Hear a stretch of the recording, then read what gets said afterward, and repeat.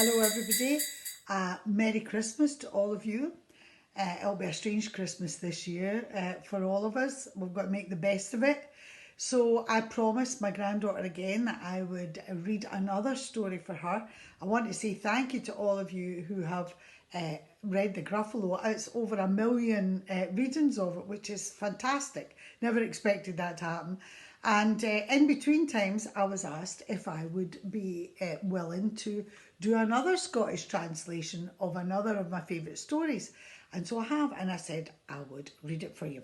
And this is a new collection of Hans Christian Andersen fairy tales in Scots. Some fantastic writers.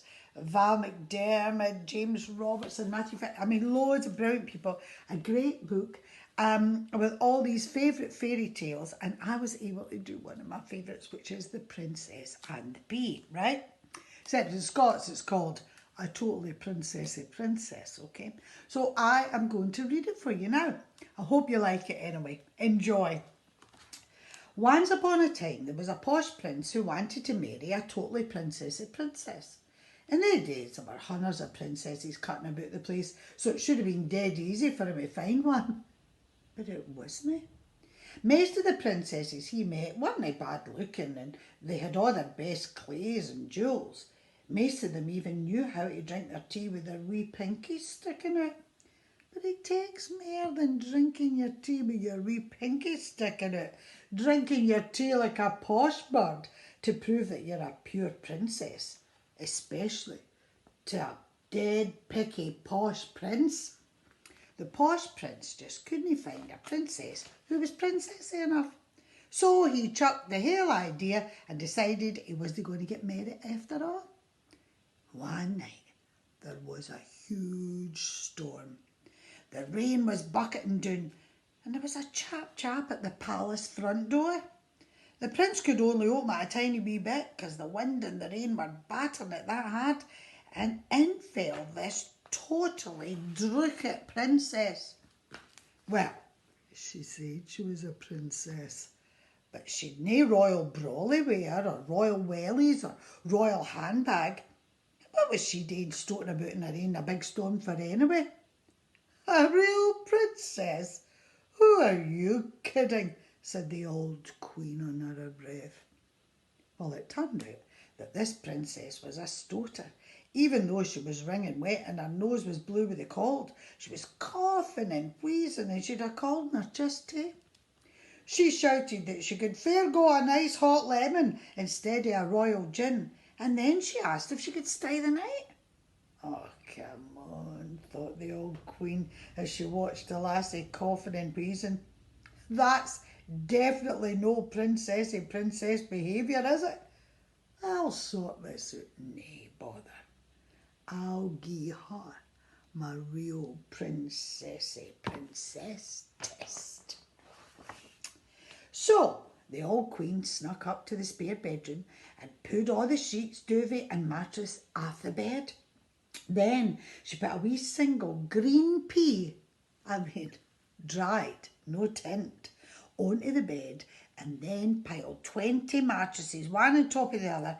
After that, she put 20 heavy blankets on top of the mattresses, and then the sheets, pillows, and duvet on top of the lot. Let's see if she can feel that wee pea through all that. 'Cause that's my real princess test, said the old queen. Now, nobody has got a scooby how the princess even got up onto that bed. It was that high, she must have used a rope ladder or stilts. Look at that. Look how high it is. But when she came downstairs in the morning, the old queen asked the only question that mattered. "Did you sleep well, your royal highness?" "What?" gurgled the princess. "Are you having a laugh? I've never laid my royal nap on a less comfy bed. I'm black and blue from head to toe and I haven't had a wink of sleep." "Oh, crumbs," said the queen. "Huh, no, it wasn't," said the princess. "It actually felt more like a pea." Well, only a real princess would have felt a pea through all the bedclothes. She had passed The real princessy princess test. That's magic, said the prince. Going to marry me hen? And he got married the very next day. But first the prince had to buy a new bed, queen sized, with an AP guarantee. So, what happened to the actual pea then? Well, it's now on display in the Royal Curiosity Kist for all the world to see. That's a real princessy princess story about a pure picky posh prince. Maybe the princess deserves somebody better. Maybe she didn't.